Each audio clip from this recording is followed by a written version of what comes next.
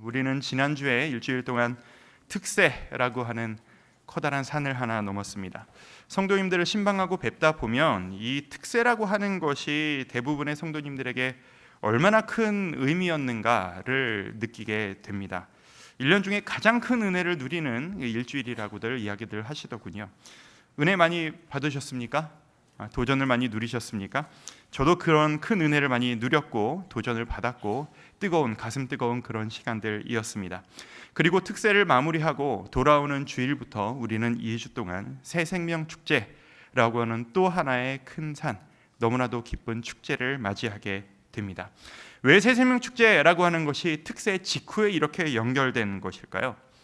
1년 중에 우리가 가장 큰 은혜를 누린 이때 우리가 주위로 시선을 돌려서 우리가 지금까지 은혜를 받았다면 그 받은 은혜를 주위로 나눠주기를 원하는다는 것, 바로 그 의도 아니겠습니까? 지난 한 주가 우리에게 은혜가 들어오는 일주일이었다면 돌아오는 주일부터 두 주간은 은혜를 밖으로 흘려보내는 그런 두 주가 되기를 바랍니다. 그런데 저는 이 새 생명 축제를 맞이할 때마다 우리 성도님들에게서 묘한 부담감들을 발견하곤 합니다. 이 성도님들에게 새 생명 축제가 한편으로는 너무 기쁘지만 한편으로는 너무 부담스러운 거예요. 그 왜 그럴까를 제가 한번 생각을 해봤습니다. 두 가지 이유라고 생각하는데, 첫 번째 이유가 뭐냐 하면 특세 직후여서 우리의 몸이 좀 소진되어 있기 때문입니다. 은혜와 동시에 우리에게 지난 일주일간 온 것이 있었으니 그게 뭐냐면 육체적인 피로감입니다. 새벽에 일어났고 우리는 본당을 차지하기 위해서 이른 잠을 깨고 막 뛰어오셨었고, 그렇게 일주일을 보내다 보니 우리의 몸이 피곤한 것이 사실이기 때문이죠. 엊그제는 한 성도님이 저에게 그렇게 말씀을 하시더라고요. 옛날엔 특세 끝나면 바로 일상생활로 신나게 돌아갈 수 있었는데, 힘차게 돌아갈 수가 있었는데 요즘엔 이상하게 한두 주 지나야 몸이 정상으로 돌아간다, 그런 얘기를 하시더라고요. 이곳에 앉아 계신 성도님들은 어떠신지 모르겠습니다. 예전 리듬으로 잘 돌아가서 잘 생활하고 계십니까? 만약에 그게 아니라면 그런 몸을 이끌고 이 자리에 나오신 여러분들은 진짜 복된 분들이십니다. 하나님께서 복을 곱배기로 주실 것이라고 저는 믿습니다. 두 번째 이유가 있는데, 왜 새 생명 축제가 부담스러운가? 복음을 전하는 것, 전도라는 것 자체가 우리에게 주는 부담이 있기 때문입니다. 제가 오늘 나누고 싶은 주제는 바로 이 두 번째 이야기인데요. 이미 노력하고 극복하시고 너무 기쁘게 전도하고 계신 분들에게는 오늘 이 이야기들이 너무 다양한 이야기이실지 모르겠습니다. 하지만 아직도 전도라는 것이 부담스럽고 새 생명 축제 시즌이 뭔가 움츠러든다고 느껴지는 그런 성도님들이 계시다면 아마 많이 있으실 겁니다.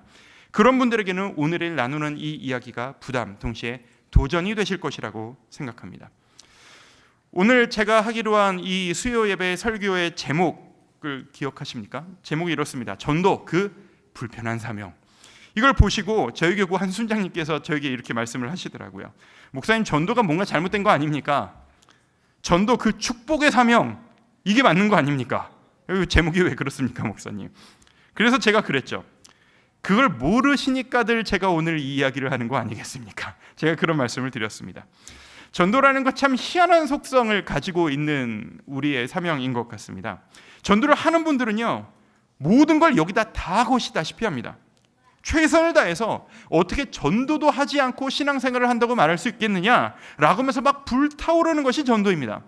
그런데 동시에 많은 분들에겐 세상에 어려운 게 이 전도예요. 딴 거는 다 하겠어요. 헌신도 하겠고 예배도 참석하겠고 새벽에 잠 자지 않고 나오려면 나오겠고 하라면 다 하겠는데 전도는 어려운 거예요. 부담스러워요. 많은 성도님들이 이런 마음을 가지고 계시다는 것을 제가 이번에 올해부터 제가 새 생명 축제를 맡아서 올해 준비를 하고 있는데, 이런 감정을 제가 발견하게 되었습니다. 뭔가 패배감 같은 감정이라 할까요?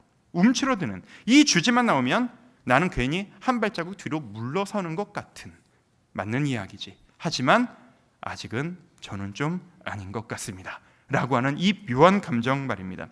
그런데 전도란 성경을 바라보면 너무나도 명쾌할 정도로 우리에게 주어진 사명이라는 것이 성경을 보기만 하면 알 수 있습니다.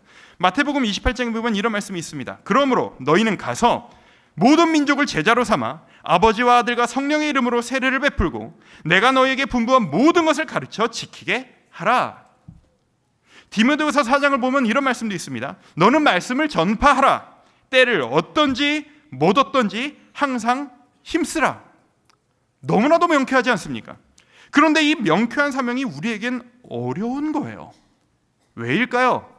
제가 많은 성도님들한테 좀 여쭤봤습니다. 개인적으로 뵐 때마다 여쭤보고 왜 힘들까요? 그리고 저 스스로에게 물어봤습니다. 우리가 전도가 왜 부담스러운가라고 이야기할 때 일반적으로 가장 많이 내미는 이유가 4가지가 있는 것 같습니다. 첫 번째는 이건 거예요. 저는 성경을 잘 모릅니다 라는 이유입니다. 전도를 해야 되는데 성경을 잘 모르니 전할 말이 없습니다. 그러니까 성경을 조금 더 읽고 나서, 성경을 조금 더 배우고 나서, 그리고 나서 전도하겠습니다. 저는 아직은 아닙니다 라고 하는 이유입니다. 두 번째는 저도 그리스도인으로서 잘 살지 못하고 있는데 저도 못하면서 남에게 전하기는 참 부담스럽습니다 라고 하는 이유입니다. 제가 좀 일단 잘 살아본 다음에, 그리스도인으로서 부끄럽지 않은 삶을 살아본 다음에 그 다음에 전하겠습니다. 그런데 저는 아직은 아닌 것 같습니다 라는 이야기들을 많이들 하시더군요. 세 번째, 이런 이야기도 하십니다. 전도 중요하죠. 그런데 어떻게 전해야 할지를 잘 모르겠습니다. 훈련 받고 나서 전도할 수 있는 것 아닐까요? 제가 전폭이라도 좀 하고 나서, 사형리라도 좀 외우고 나서, 글 없는 책이라도 손에 한번 쥐어지고 나면 그걸 가지고 전도를 좀 할 수 있을 것 같은데, 저는 아직 훈련받은 것도 없고 외우고 있는 것도 없고 아무런 도구도 없습니다. 그러니 아직은 저에게 좀 전도는 어려운 이야기입니다. 요즘에는 4번째 이유를 많이들 이야기하십니다. 예수를 믿는다고 말하는 것 자체가 부끄럽다는 거예요. 끊임없이 뉴스에서 나타나는 뉴스들, 사건들, 저 같은 목회자들의 타락과 삐뚤어진 모습들, 이제는 더 이상 직장에서 내가 교회 다닌다라는 이야기를 안 하는 것이 저에게 도움이 된다라는 이야기입니다. 아이들을 만나도 나 교회 다니는 애야, 난 교회 다니는 사람이야, 너도 교회 가지 않을래? 라고 이야기하면 시시건건 사사건건 친구들이 자기한테 손가락질을 한다는 거예요. 넌 교회 다니는 애가 왜 그러냐? 그 손가락질을 받기가 싫어서, 그 부담을 누리기가 싫어서 그냥 차라리 내가 입을 닫고 나도 너와 같이 아무것도 모르는 내 마음대로 사는 사람인 양, 교회 다니지 않는 사람인 양 그렇게 사는 것이 속 편하다라는 이야기입니다. 얼마나 우리에게 아픈 이야기입니까? 솔직히 이 4번째, 제가 방금 자막으로도 보여드린, 그리고 방금 말씀드린 이 4가지 이유 중에서 이 4번째 이야기는 정말 우리에게 아픈 이야기입니다. 제가 어릴 때만 하더라도, 제가 오래 산 것도 아닙니다만, 제가 어릴 때만 하더라도 세상에서 예수 믿는다는 사실이, 교회 다니는다는 사실이 이렇게 숨길 정도로 부끄러운 이야기가 아니었습니다. TV에서도 영화 같은 것을 볼 때 예수님의 일생과 예수 믿는 사람들의 이야기가 영화에서 자주 방영되었던 기억이 있습니다. 예수님을 전하는 그런 영화들을 학교에서 단체로 관람하시러 가셨다는 이야기들을 저는 많이 들었습니다. 그게 부끄러운 일도 아니었고 그냥 그게 자연스러운 모습 중에 하나였을 뿐입니다. 그런데 이제는 그게 부끄러운 이야기가 되어버렸습니다. 생각해 보십시오. 오늘날 종교색을 띤 영화가, 예수 믿는 사람을 주제로 한 드라마가 TV에서 방영된다는 것을 상상해 보십시오. 어떤 반응들이 나타날지. 인터넷 댓글들에 막 도배가 되지 않겠습니까? 방송사가 특정 종교를 옹호하는 것이냐, 너희들이 잘 살고 나서 그런 얘기를 해야 되는 것 아니냐. 이게 우리의 현실입니다. 이것이 우리의 삶입니다. 이것이 바로 우리가 살아가고 있는 우리 이 시대의 모습입니다. 그러면 우리는 이 전도라고 하는 것을 약간 멈칫하고 제자리에서도 괜찮은 것일까요? 우리의 삶이 이렇다고 해도 진리가, 주님의 명령이 변하는 것은 아니지 않습니까? 우리가 대는 이 핑계들은 하나님 보시기에도 납득하실 수 있는 이야기들일까요? 비슷한 경험을 했던 한 여인의 이야기를 나눠보고 싶습니다. 방금 함께 읽으셨던 사마리아 우물가의 여인의 이야기입니다. 잘 아시는 이야기일 겁니다. 예수님이 이 여인을 찾아가셨습니다. 그렇게 가지 않으셔도 되는데 굳이 그 땅을 찾아가셔서 너무 더워서 쓰러질까 봐 아무도 다니지 않는, 일사병 걸려 쓰러질까 봐 무서워하는 그런 대낮에 굳이 밖으로 나가 떼양볕 밑에서 이 여인을 찾아가 만나 주셨습니다. 그리고 그에게 구원의 길을 보여주셨습니다. 성경 이 이야기 앞뒤 전체를 쭉 읽다 보면 예수님께서 이 여인에게 참으로 세심하게 다가가고 계신다는 사실을 알 수 있습니다. 다짜고짜 내가 구원이다 믿어라 라고 윽박지르지도 않으셨고, 넌 왜 그렇게 사는 모습이 그러냐, 왜 이렇게 엉망진창으로 사느냐 라고 꾸짖지도 않으셨습니다.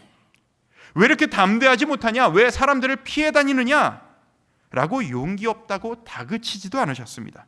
그저 그 여인의 인격에 삶에 관심을 표현하셨고, 그 여인이 지금 당장 갈급해야 하는 문제를 언급하시면서 그 여인의 마음을 조금씩 열어주셨습니다. 한 걸음씩 천천히 관계로 다가서시는 것이죠. 그런데 오늘 제가 이야기하고 싶은 것은 예수님이 구원자이신 것을 이 여인이 안 다음에 보인 이 여인의 반응입니다.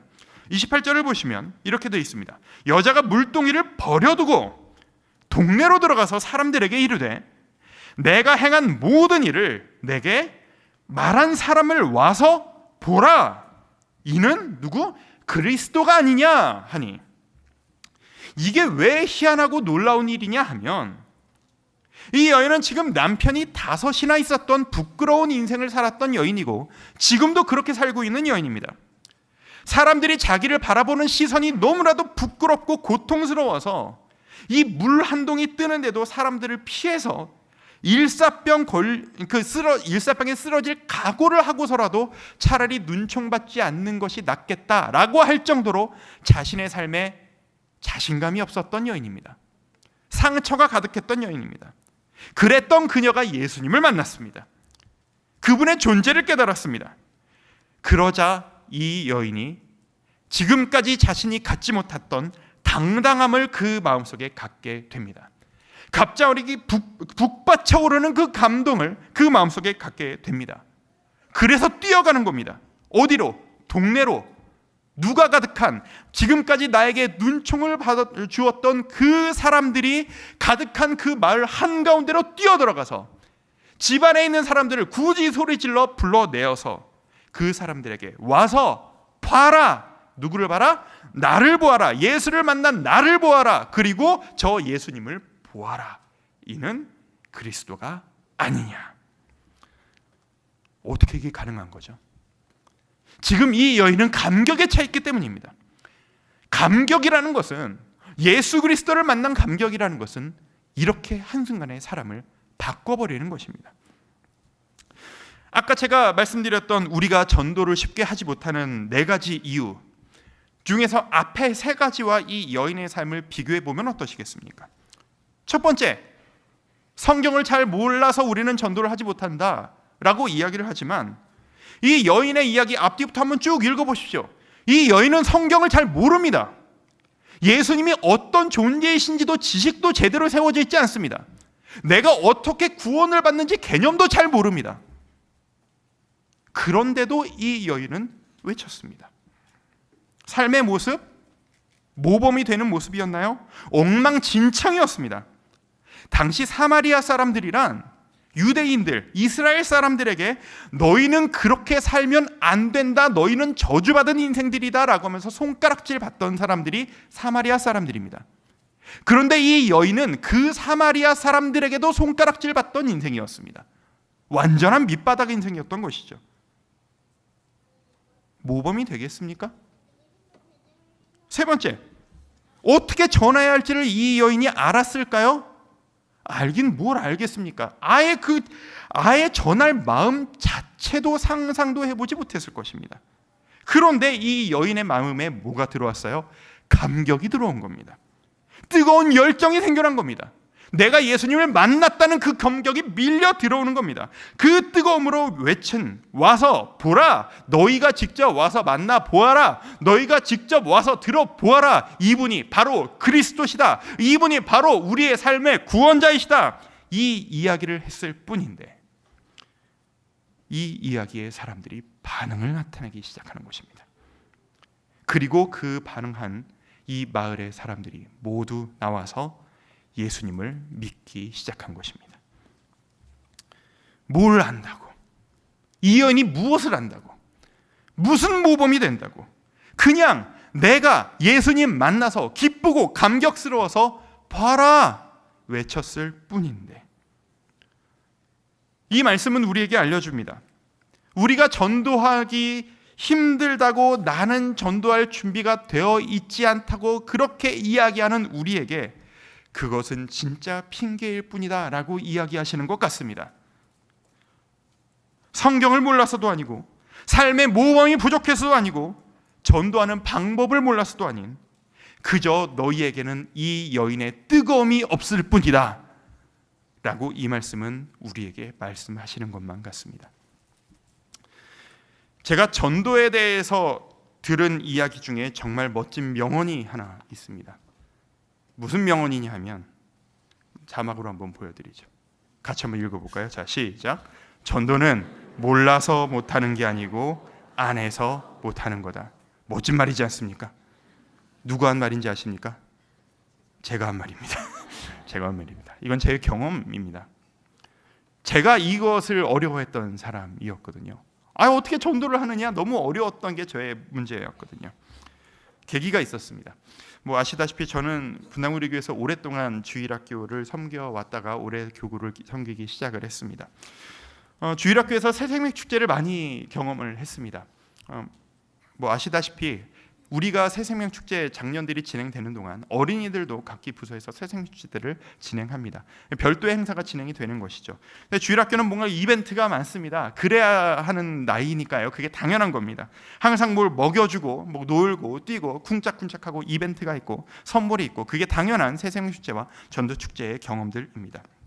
제가 11년 동안 이 새생명 축제를 만들고 진행을 해왔던 거예요. 정말 안 해본 게 없었던 것 같아요. 정말 다양한 경험들을 했습니다. 전도 좀 시켜보겠다고 이벤트를 막 크게 만들었어요. 놀이기구를 사다가 막 펼쳐놓고 전도만 해와라, 너희가 이걸 다 탈 수 있다라고도 해봤어요. 그냥 무조건 타게 해주니까 안 되는 것 같아서 전도를 해와라, 그러면 너희가 이걸 탈 수 있게 해주마도 해봤어요. 전도를 해가지고 오면 너희에게 커다란 선물을 주마도 해봤고, 포인트를 주마, 노는 걸로 안 되니까 먹을 거를 왕창 준비를 해서 데리고 와라, 너희가 그렇게 먹고 싶어 했던 떡볶이, 튀김, 피자, 치킨 다 먹여주마, 그것도 해봤고, 하다 안 돼가지고 복음 전문을 요약해서 외워라, 한 달 동안 모든 예배와 공과와 이걸 모든 걸로 다 구성을 해서 완전 달달달 외우게 해서 무슨 외우기 암송 대회도 해봤고, 전도 도구 있죠, 큐브, 무슨 글 없는 책, 이거 막 거금 들여가지고 하나씩 손에 다 쥐어줘가지고 여름 캠프 내내 그거 외우고 막 이거 대회도 해봤고, 다 해봤어요. 해볼 수 있는 건 다 해본 것 같아요. 근데 성이 안 차는 거예요. 왜 이렇게 전도가 안 되지? 왜 이렇게 애들이 이렇게 잘 외우고 교회를 이렇게 열심히 다니는데 왜 이 아이들이 전도를 왜 이렇게 못하지? 제가 애간장이 타더라고요. 하다 안 돼가지고 제가 막 그 마음속에 이렇게 막 올라오는 게 막 거룩한 분노라고 이렇게 스스로 생각하고 있는데, 거룩한 울분이 막 올라와가지고, 한 해는 몇 년 전입니다. 새생명 축제를 진행을 해야 되는데, 모든 거는 때가 되면 이렇게 공지가 되어야 될 때가 있고, 어떤 이렇게 준비되어야 될 때가 있고, 그럴 때가 있지 않습니까? 새생명 축제 때가 되는데 제가 부서 안에서 아무 공지도 안 하고 아무 얘기도 안 하고 있었어요. 선생님들이 막 불안해하시는 거예요. 목사님, 우리 올해 새생명 축제 아무것도 안 하고 넘어가는 겁니까? 우리 올해는 포기한 겁니까? 그냥 아무 말도 안 하고 있었어요. 그냥 새생명 축제 정해진 날 그 전주에 설교를 하면서, 제가 애들하고 관계가 있으니까, 친하니까, 평소에 그만큼 먹여준 게 있고 놀아준 게 있으니까 이런 얘기도 할 수 있는 거죠. 제가 막 애들을 막 소리를 지르면서 얘기를 했던 적이 있습니다. 니들이 전도를 못하는 거냐 안 하는 거냐? 니들이 못하는 거냐 안 하는 거냐? 목사님이 니들 학교를 가서 니들 친구들도 다 만나봤고, 니들이 뭘 하고 노는지도 목사님이 다 알고 있고, 너희들에게 모든 걸 다 공급해줘봤는데, 너희들은, 너희의 언니, 오빠, 누나, 형들은 아무리 해줘도 전도를 안 하더라. 목사님이 확신을 가졌다. 너희가 몰라서 전도 못하는 것도 아니고, 너희가 안 해서 못하는 것을 목사님은 알아버렸다. 목사님은 너희에게 대해서 너희를 너무 잘 알고 있는데, 니네 옛날부터 교회 다 다녔잖아. 우리 교회 주일학교 애들이, 이게 기뻐할 일인지 안타까운 일인지 대부분 우리의 자녀들입니다. 그렇죠? 대부분 우리의 자녀들이에요. 감사한 일이지만 동시에 안타까운 일이기도 합니다. 너희들 대부분 태어날 때부터 우리 교회를 다녔고 너희들이 예수님을 모르니 예수님 알잖아. 너희가 전도를 왜 해야 되는지 모르니 이전에 부서에 작년에도 들었고 그전에도 들었고 그전에도 들었고 매년 한 번씩 들었잖아. 너희가 전도를 할 때 무슨 말을 해야 할지 모르니 너희 매년 외워왔잖아. 너희가 기도해봐. 알아서 해라. 목사님은 너희에게 아무것도 안 준다. 너희가 알아서 한 명을 딱 찍어서 그 친구를 위해서 너희가 진짜 간절히 일주일 동안 기도 한번 해봐라. 열심히 기도하고 그 친구에게 가서 그냥 전해봐라. 너 나랑 같이 교회 가지 않을래? 한마디만 해봐라. 너희가 그렇게 열심히 기도했다면 그 친구가 진짜로 오는지 안 오는지 한번 보자. 어떤 여자가 갑자기 설교 중간에 손을 띡 들고 얘기하더라고요. 전도에서 오면 무슨 선물 주실 거예요? 그러더라고요. 제가 얘기했죠. 선물 없다. 전도를 선물 받으려고 하냐? 전도를 해오면 하나님이 너희를 보시면서 얼마나 기뻐하시겠냐? 그것보다 더 큰 선물이 어디에 있니? 이유 없어. 다음 주에 다 한 명씩 데리고 와. 알았어? 그리고 설교를 마쳐버린 거예요. 제가 걱정이 되죠, 인간적으로. 이게 진짜 될까? 애들인데, 초등학생들인데. 저도 기도했습니다. 그 다음 주일 놀라운 일이 벌어진 거예요. 200명 정도 출석했던 시간 부서에 100명이 안 되는 새 친구가 몰려온 거예요. 일주일 만에. 아무것도 안 줬는데, 와가지고 뭘 크게 해준 것도 아닌데 100명 가까운 아이들이 몰려온 거예요. 제가 당황을 한 거예요. 제가 하라고 해놓고. 너무 놀라워가지고 끝나서 애들한테 막 그 설문조사를 한번 쫙 해봤습니다. 목사님이 지난주 했던 얘기를 니들이 듣기는 듣는구나. 반응을 하는구나. 고맙다. 니들이 한번 써봐라. 물어봤죠. 기도한 사람, 친구를 위해 기도해본 사람 80% 정도가 아이들이 순종하고 기도를 했었더라고요. 그래서 전도를 했는데 반응을 한 사람, 그랬더니 50% 가까운 아이들이 반응을 보였다는 거예요. 그래서 데려온 아이들이 반이 좀 안 되는 100명이 안 되는 아이들이 한두 번뿐일지라도 방문을 했다는 거예요. 이 사건은 저에게 놀라운 변화를 준 사건이었습니다. 저에게 놀라운 깨달음을 준 사건이었습니다. 무슨 깨달음을요? 전도는 스킬이 없어서 못하는 게 아니라는 것입니다. 지식이 없어서 못하는 것이 아니라는 것. 물론 아이들의 이야기입니다. 분명히 지금 들으시면서 어른은 그렇게 안 됩니다, 목사님이라고 생각하실지 모르겠습니다. 저도 알고 있습니다. 하지만 저는 너무나도 중요한 사실을 깨달아 버린 것 같습니다. 우리는 몰라서 전도를 못하는 것이냐? 안 해서 못하는 것 아닐까요?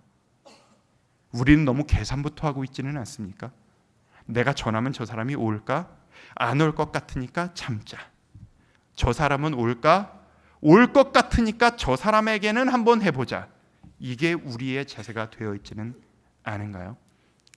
혹시 전도를 하실 때 내가 뭘 잘해야 되는데, 내가 자격이 있어야 되는데 그게 없어서 못하고 있는 거라고 생각하고 계시지는 않으십니까? 놀라운 한 절을 읽어드릴까요? 아까 제가 읽어드린 그 예수님과 사마리아 여인의 그 이야기 중간 부분에 보면 이런 이야기가 나옵니다. 38절에 보면 예수님께서 이런 말씀을 하세요. 너희가 수고하지 않은 것을 거두라고 내가 너희를 보냈다. 뭐라고요? 너희가 수고하지 않은 것을 거두라고 내가 너희를 보냈다. 근데 우리는 뭐라고 생각하냐면 거두려면 내가 뿌리고 내가 심어서 내가 읽어서 내가 거둬야 된다는 책임감이 있는 거예요. 그러니까 심지도 않는데 어떻게 거두나요? 저는 준비가 덜 됐습니다. 아니요, 예수님은 그렇게 말씀하지 않으시는 거예요. 너희가 수고하지 않은 것을 거두라고 내가 너희를 보냈다. 이것이 우리가 가져야 하는 당당함입니다. 이 사실을 안다면 우리가 더 이상 무슨 부담을 가질 필요가 있겠습니까? 부담, 솔직히 부담 있죠. 없지 않습니다. 솔직히 없지 않습니다. 아까 제가 말씀드린 전도하지 못하는 4가지 이유 중에 4번째가 우리에게 솔직한 커다란 부담입니다. 예수님을 믿는다라고 하면 비난받는 그 부담스러운 분위기 이해합니다. 제가 올해 처음으로 새생명 축제를 담당해서 여러 가지 구상들을 하고 논의들을 하고 회의를 해왔습니다.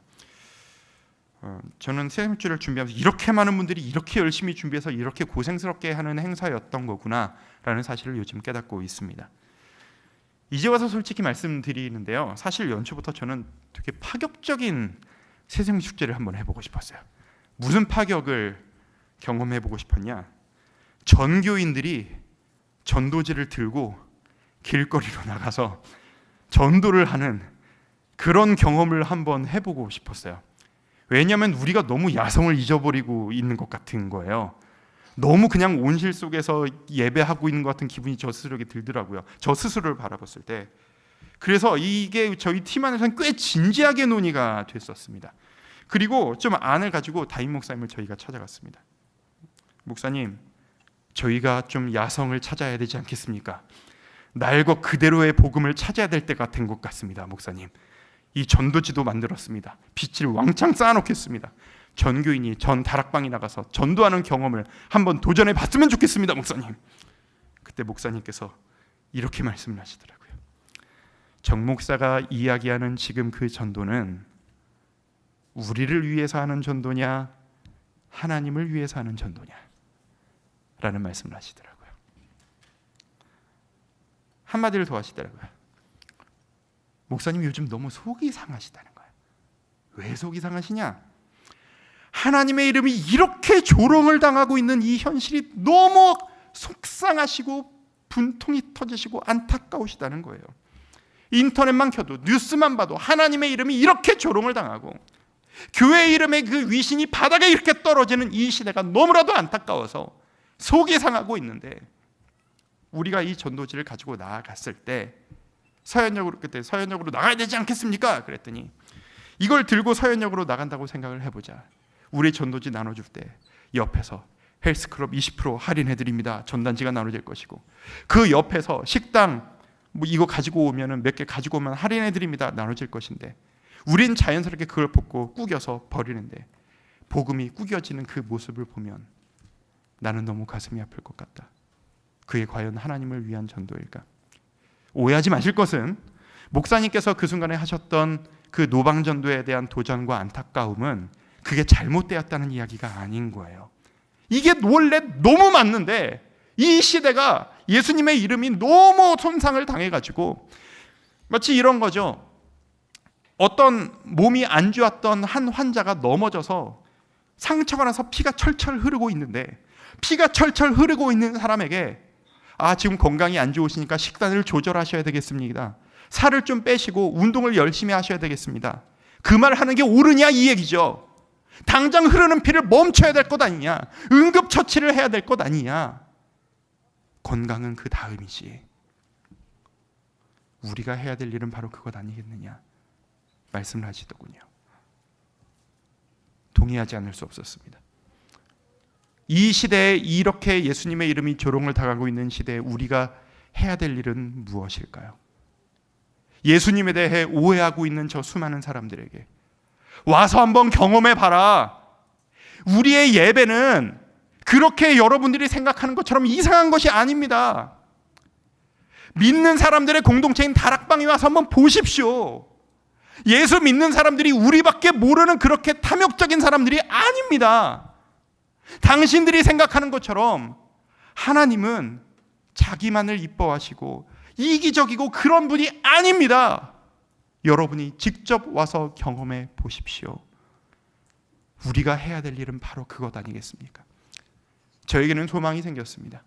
이 새생명 축제를 통해서 교회에 대해, 하나님에 대해 오해를 너무나도 많이 가지고 있던 그 수많은 사람들이 한 번이라도 이 예배당을 찾아와서 예배할 때에 성령님께서 그 마음을 만져주시고 성령님께서 직접 그 마음을 움직여주셔서 내가 지금까지 하나님에 대해서 오해했구나, 내가 지금까지 예수 믿는 사람들에 대해서 오해했구나, 예수님은 그런 분이 아니로구나, 그 오해가 씻겨져 나가는 그런 경험이 이루어졌으면 좋겠습니다.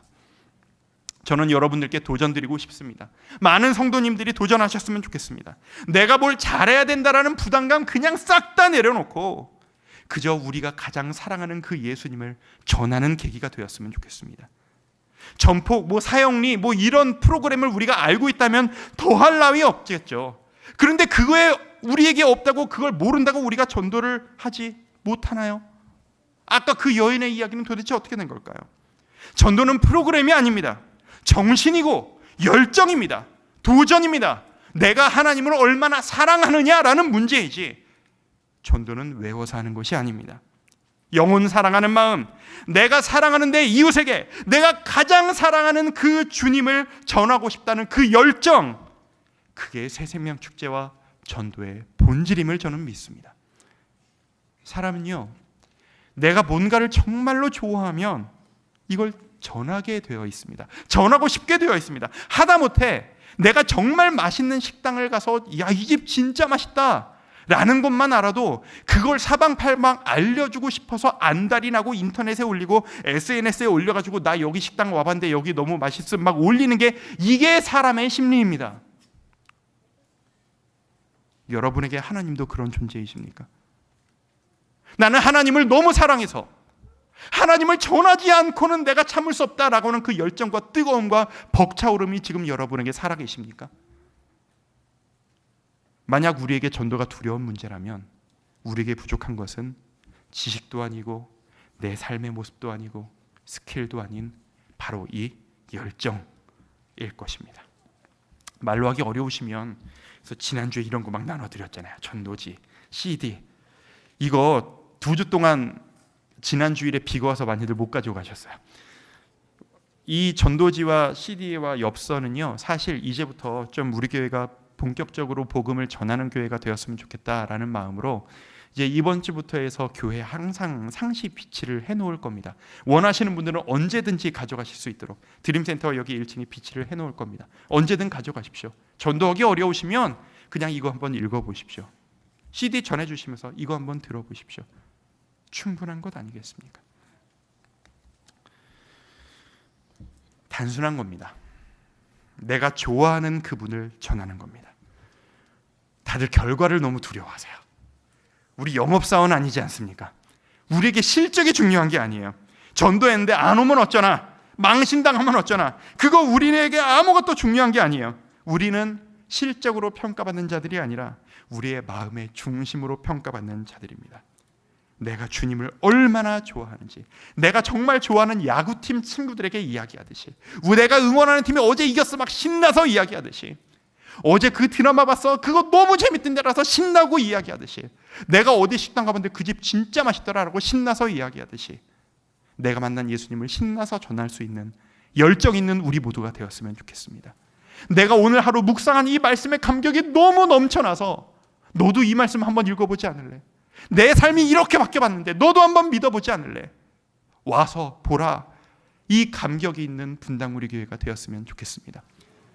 그냥 그렇게 맨날 돌아가듯이 돌아가는 교회가 아닌 복음이 살아 숨쉬는 교회, 내 마음속에 뜨거움이 있고 전 성도님들이 주님을 너무 사랑해서 주님을 전하지 않고는 견딜 수 없는 그 열정으로 불타오르는 교회, 우리 교회가 그런 교회가 되기를 저는 소망합니다.